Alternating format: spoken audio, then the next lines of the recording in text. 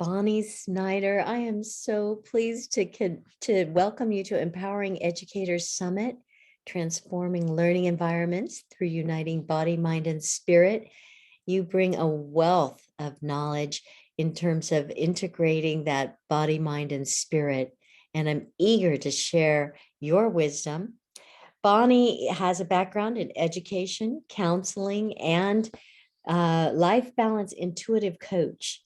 So you have written a blueprint for happy, resilient parents, teachers, and kids.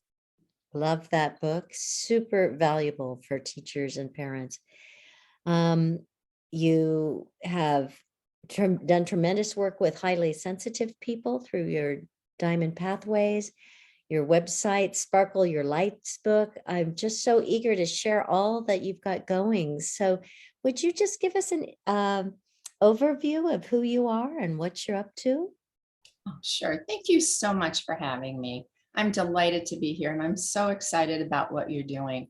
You know, education has been a passion of mine. My first career, and many of us listening have had more than one. My mom was a lifetime teacher in the classroom, but I've moved from teaching elementary school and college into having my own counseling practice and then life balance coach. And I love the adults, but I have really missed the children and the teachers. So my co-author and I, Jan Seegers-Reisden, and I wrote the book that you just mentioned. And it has been so much fun to do, Diane, because there's such a change in the classroom when we're, as you introduced, that mind-body connection. And I think when you said, what am I about? I'm all about that, about just harmonizing our body, mind, and spirit. And honestly, in my counseling practice, people used to tell me I was the 10-minute queen because I have a string of certifications. I love of learning. So I studied stress first. That's really where I came from. I didn't realize I was highly sensitive years ago. And the 10 minutes, everybody wanted, how do I decrease stress in 10 minutes? So I learned a lot of different modalities. So the book that you shared has 24 empowerment strategies in it, all things that Jan and I have used in our entire lifetime. And we've done presentations for schools, and the teachers and children's responses to a lot of these strategies have been fabulous. There's something about when we decide to come back into our own center, be it an adult or a child, that we're able to open to a lot more possibilities and able to think before we react. So I get delighted when we make that brain shift, if that makes sense. Absolutely. That brain shift is such an example of that unification of body, mind, and spirit. And I love that you have done that so much through your work, not only philosophically, but embodiment, that there's a lot of exercises. There's just even before this interview, we were like, okay, let's do cross connections. Right. And it really, I could feel the shift within my being in that brief moment. So I wonder, how would you empower teachers and homeschoolers? We're also speaking to homeschoolers about techniques to become more mindful. Sure. So heart thoughtful mindfulness, and it depends on the environment. If it's a Montessori school, you may do this with a child when you see they're upset or they're not learning the way you might as a teacher think that they should be. It could be, I know in the public schools and in the charter schools, when we inventoried teachers, there was a lot of concern about emotional regulation. So when we can bring all of that back into balance, mind, body, and spirit, it doesn't have to take a long time. So we do have the word mindfulness in our title because when we're mindful, and you and I talked about this earlier, you can sit and meditate. That's part of mindfulness, but being mindful just means paying attention in the moment. Just what are we doing now? Or paying attention to your body. We teach teachers and children about what's the message in the body. I have found, I've always felt this way, even counseling. People would send me, because I saw children, teens, and families to begin with, would send me their children. But it's really a holistic system. We as the adult have to come back into our center, harmonize ourselves, because it's so easy now with all that's going on in the world. The anxiety our children bring to us, whether you're homeschooled, Montessori, public school, children now, and I think you'd probably agree, have a lot more stress and anxiety and pressure than they used to. Right. And it's fascinating to me that you have consciously targeted highly sensitive. But I think as we're evolving, we're starting to just realize like we all have our certain sensitivities. And how do we know our own sensitivities in order to move forward with an understanding and balance in our lives? But also, then how can we acknowledge one another's sensitivities and speak with respect? How do Mm. we cultivate that mindfulness in the messages we give to ourselves internally? And then Mhm. how are they showing up in our words? And I'm wondering, how do you go about that process? Well, you brought up a really good point because heart thoughtful, and we talked a little bit just a minute ago about mindful, paying attention the present moment. But the reason my co-author and I decided on heart thoughtful is because in our culture, we've been very mental, head oriented, and sort of left the heart piece out, the compassion you just spoke about, the respect. And I believe there was someone else in the summit talking about heart math, but for me, even years ago, they were number one in research around the heart. So we know the heart keeps us alive, but it's also the most powerful organ electromagnetically in its power, greater than the brain, which is an interesting thought. If you think about our faith traditions, they've always said go to the heart. And then we have, the mental, the head. Then we have those who are very heart centered, but not with the balance of the mind, if you know what I'm saying. So in heart math, they talk about the heart mind partnership. And that's because going into the heart first, and when we do a little strategy, we're going to move from the mind to the heart. But that's one of the most important places for us to be able to hear, to sense in our body. And when there's so much busyness and we don't stop for a moment, like you're saying, it's very difficult then to think about how am I going to empower myself? How am I going to empower that student who's getting on my last nerve? Uh, so using some of these strategies helps us go from the frontal cortex, which is our thinking brain, where we are not when we're upset, anxious, fearful, stressed, overwhelmed. We're in the reptilian part of the brain. So every one of these strategies focuses on moving us into our thinking brain and to using our heart and mind in a partnership together. So you might notice I'm saying heart mind instead of mind heart, because in the past people have said, well, mind and heart, but we don't want the mind to lead, we want the heart to lead and then connect to the mind. We don't want just the heart to run off by itself because there's no boundaries, there's no inspired action. It's the mind that brings that together. This has really been a profound area of growth, I think, not just for me personally, but I see it moving collectively through our society. And I'm glad for you to reference, it was Jenna Moniz from Heart Math Institute speaking about the fact that really the heart does send more signals to the brain than the brain to the heart. And that's just now being, proven Mhm. scientifically, empirical evidence. It's a tremendous frontier of Mhm. transformational thinking. And here now you've already been tuned into that wisdom. You've been practicing it. And I would like for you to share with us about the strategies and tools that can help that kind of um, understanding deepen in a personal way through practice. Well, thank you for asking. So I just, in our book, and you won't see it on the screen, but there are 4 different areas that we've broken things up in, because in a classroom, we're looking at focus, whether it's Montessori or a large group. We're looking at the brain's ability to learn. We're looking at clarity. We're looking at being able to do the most you can. And we're looking at kind and compassionate classrooms. So all our strategies, we have 4 different areas. One has to do with the brain. One is joyful hearts, which is the compassion, the respect, the gratitude, the kindness. Then there's one on a chapter on emotional regulation, because emotional regulation is what really keeps us able to express ourselves in a way that is respectful, responsive and not reacting.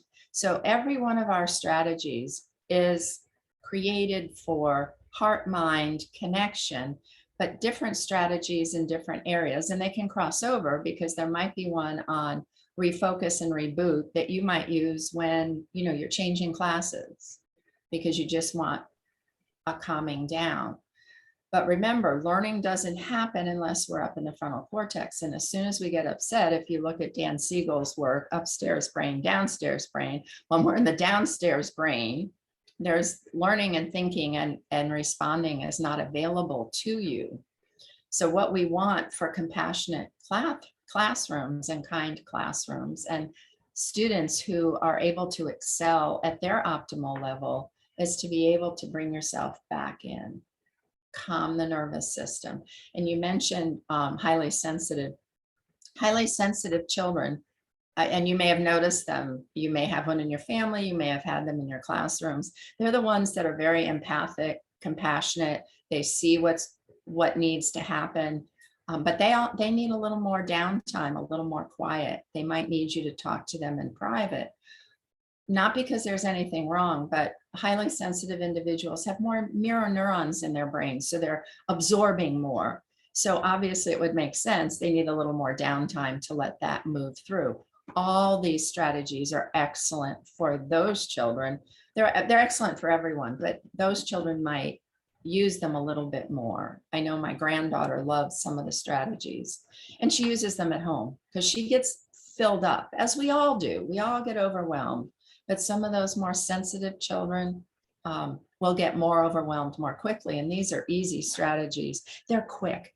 They're great to use between classes. They're great to use with children who are having difficulty learning.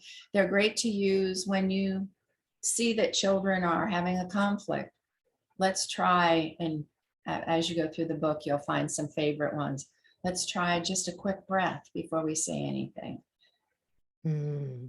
Powerful to become responsive rather than reactive. Yeah. And we actually include in the beginning of the book, if you're super busy, as we know teachers are, look and see, do I need to smooth it out, reboot and reconnect? Go to the section that you want to use. Don't worry about reading the whole book.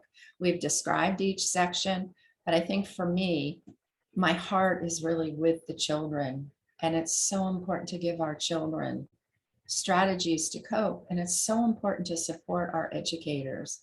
Having been one, I know that there isn't the support as much, which is why I'm delighted with this, because it's giving teachers a lot of different strategies and way to look at things and how to take care of themselves. That's so important.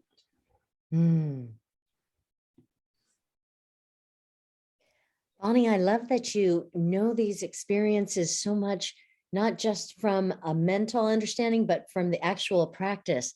And I'd love if you could provide us a moment here to try out a few. Well, this is a fun one. And typically I would do it with children, and I would have them lay on the floor if they could. If not, perfectly fine. We're going to do it. Well, anyone listening, you can lay on the floor if you wish, but we're going to do it right now, sitting up. So what I'd like you to do is just take a deep breath. And if you feel comfortable, close your eyes. And then I'd like you to focus on your head. And imagine in the very middle of your head, there's an elevator. It's beautiful. It's very comfortable. So just walk in. There may be a chair there. You may just stand, whatever makes sense for you. Now, when you push the button, the elevator is going to move down from your mind into your heart. And when you walk out of those doors, your heart and your mind are connected. Now, in your mind's eye, or just imagine that there's a beautiful butterfly flying around.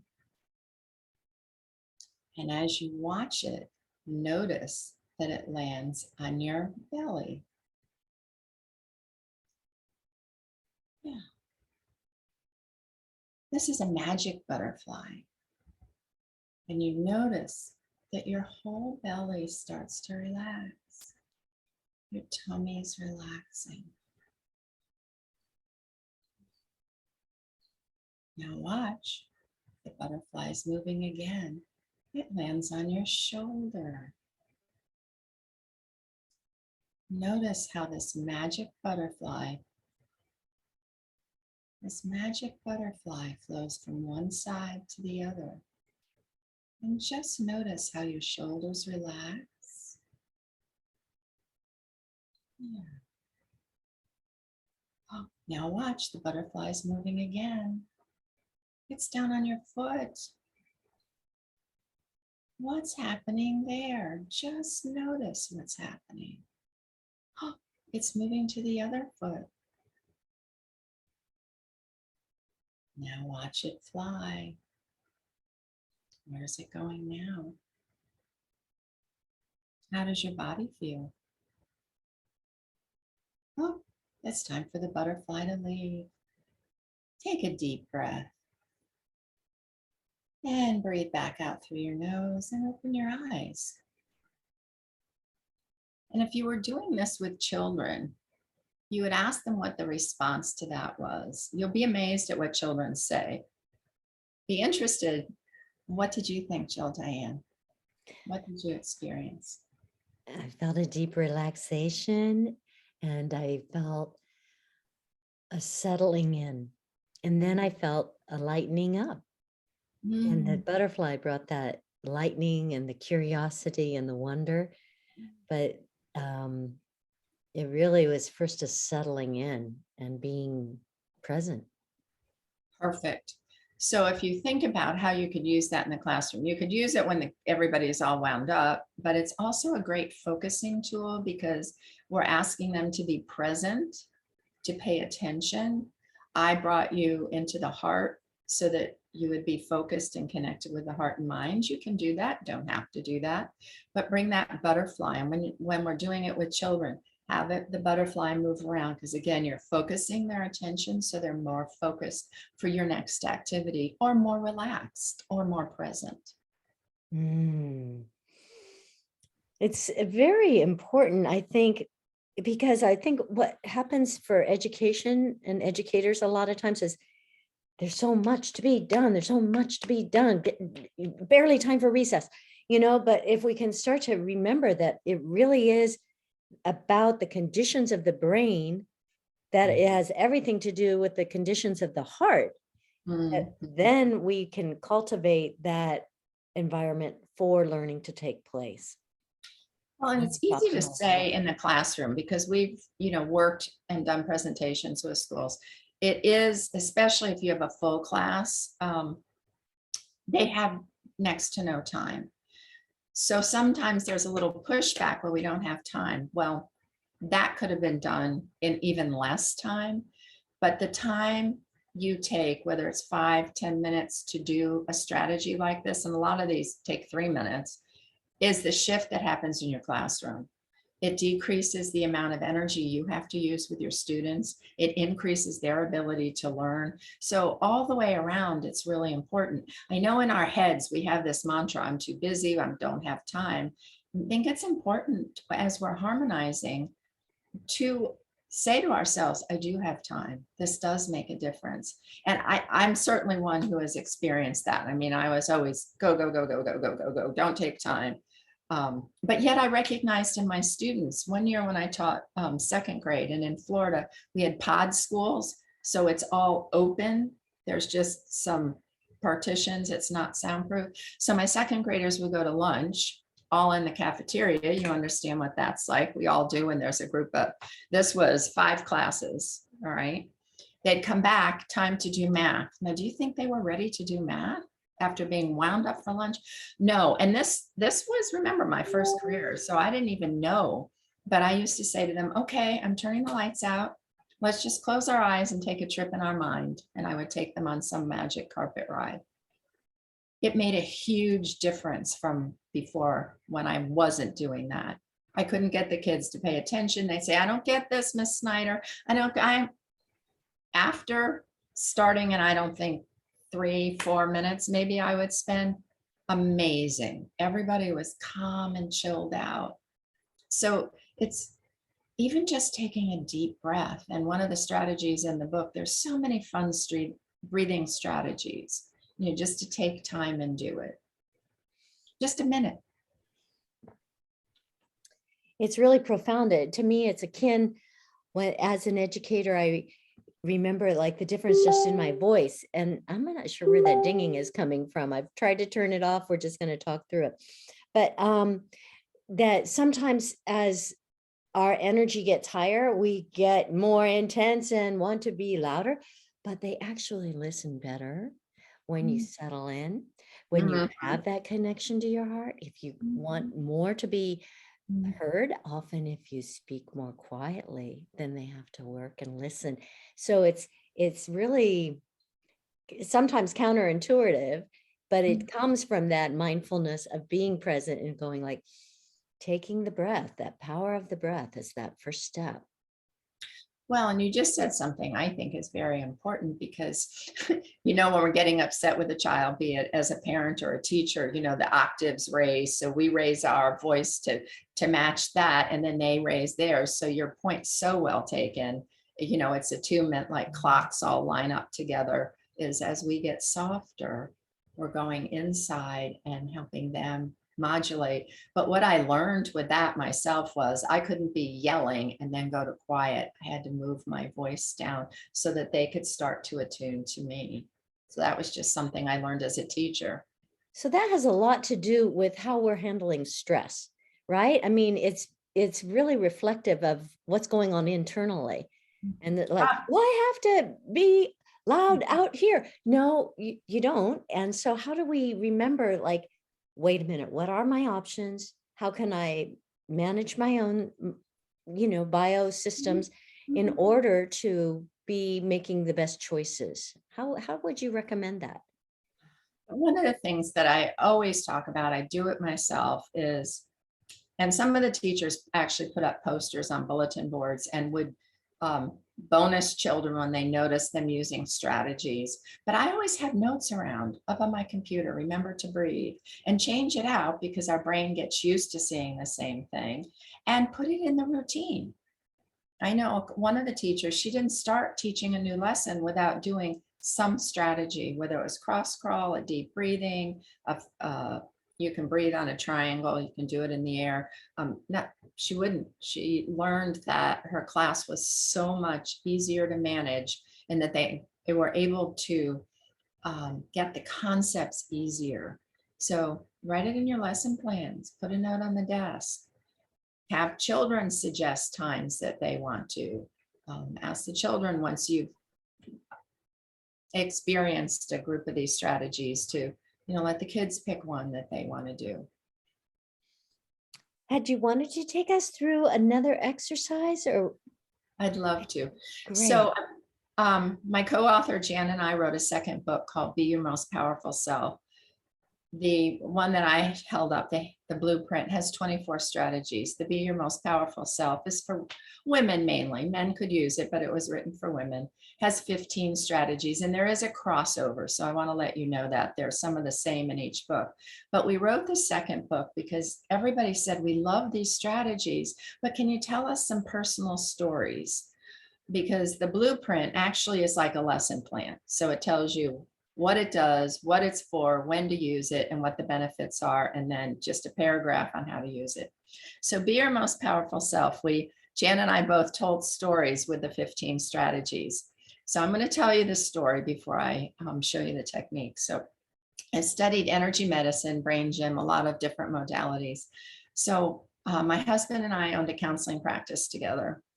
And we had a good size office and a tutoring center, and decided, the owner had said to us, we can rent this whole thing out if you guys will move into the back. And I said to my husband, it's too small. It's not going to work. We moved anyway. It was too small. It was noisy. And in counseling practice, you need to have confidentiality. And I knew within a month that we were going to have to move. So we'd already moved once. You know that moving is like number 2 on the stress index. And I knew we were going to have to move again. I had no idea where we were going. And I remember that right before lunch, I was like, I can just feel how stressed I am about this, trying to keep it quiet. I felt like I was a mess, to be honest with you. So I went home and I did 2 strategies. I'm going to teach you one of them.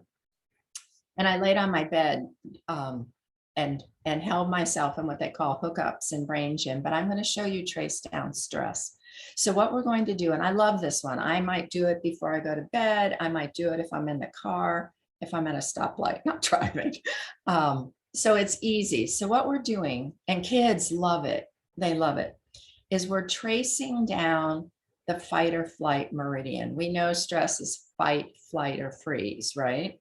Mm-hmm. So triple warmer in energy medicine is the one that keeps us, we need our amygdala, which looks for danger, which is, what people would refer to down in the reptilian brain.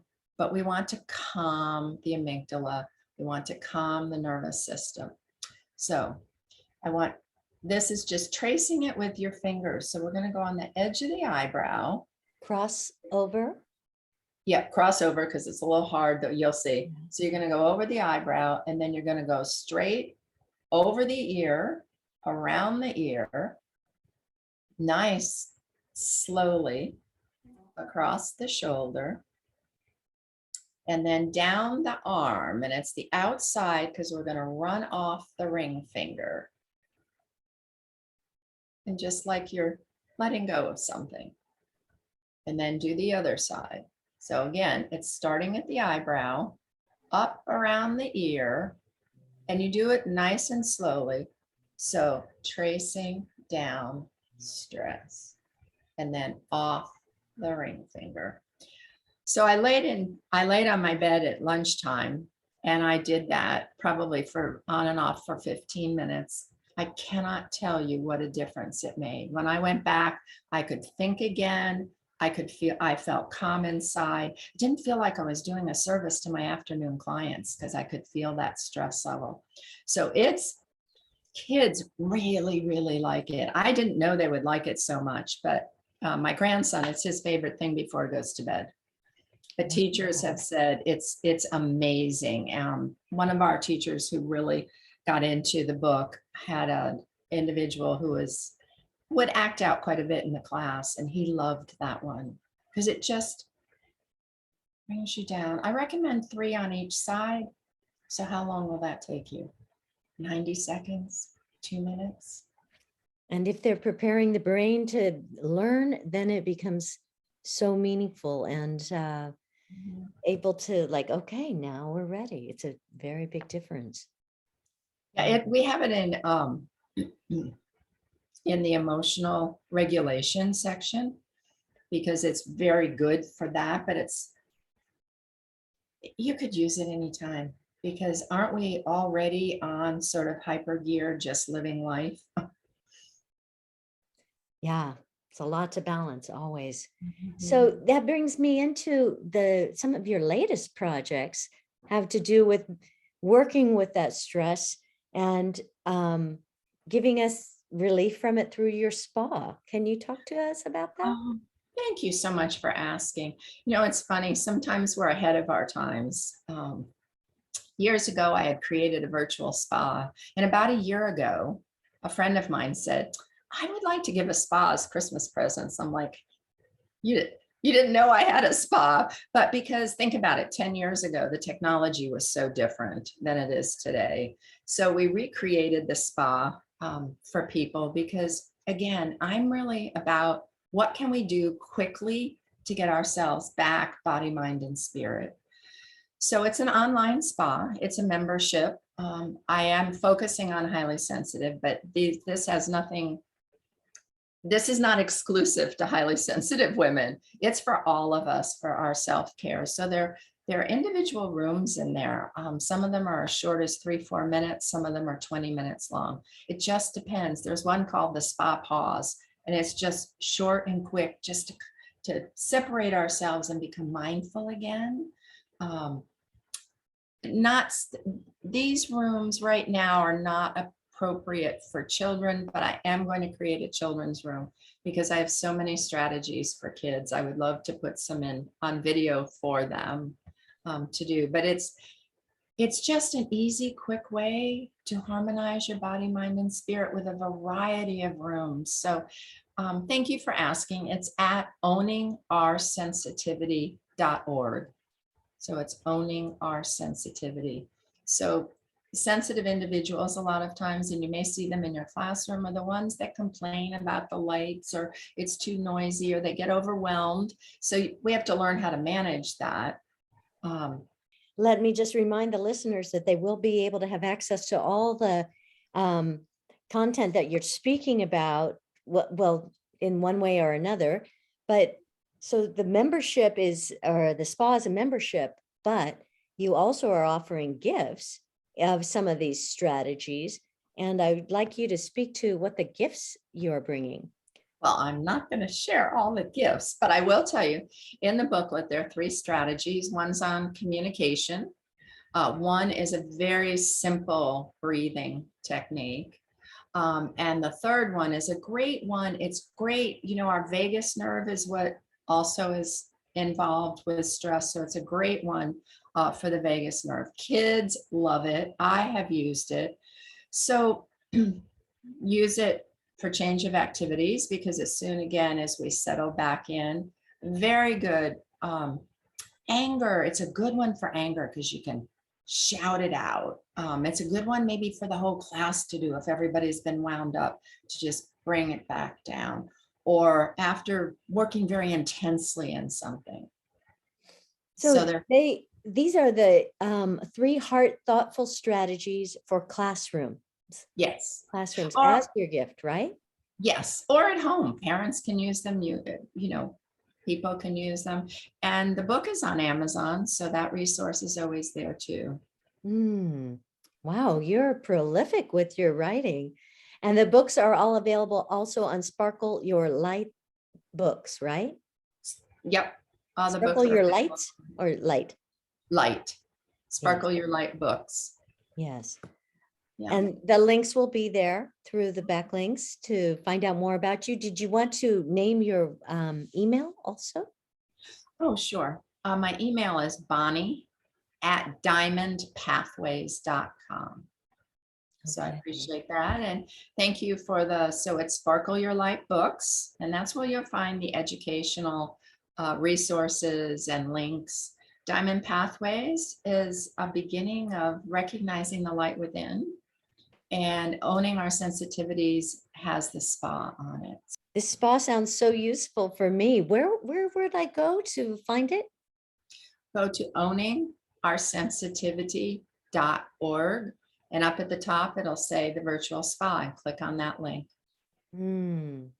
That's easy. It'll give you a description of 6 of the rooms. So if there's membership, you get that the first month. And then the months after that, you get 1 or 2 rooms. I just wanted people to start out and get quite a bit. So you'll see the description of the rooms. And one of the testimonials that someone wrote said they felt those first beginning rooms were a very good place to start, and they've gone deeper as they've received new rooms each month. So. Do you want to name the rooms? There's the mind body room, the sacred connections room, the inner self room, the letting go room, the garden. Oh, I'm sorry. Those are the wings, and the garden wing. Those are all the wings. Oh, I'm so excited to explore it more. And I just really want to say thank you for being a pioneer in terms of really unifying both education, counseling, sensitivity, mindfulness, and heart wisdom all together and in a way that's helping lead others. It's an important work in this world. I think that as we empower a community with connecting to this wisdom, it's uplifting for us all. And I'm very pleased that the educators that are listening will hopefully be able to benefit from this wisdom. Well, I so appreciate the opportunity to even share. I'm just, as I said to begin with, delighted you're doing this. I just want our teachers and children to have this kind of support and this information to support them. They're important. I was talking to my husband and just said, we don't appreciate our teachers. And they have our children most of the time. So this is wonderful information for them. Thank you. And I say namaste to you. Pleasure to have time with you again, my dear friend Bonnie. Thank you. So delighted. Hmm.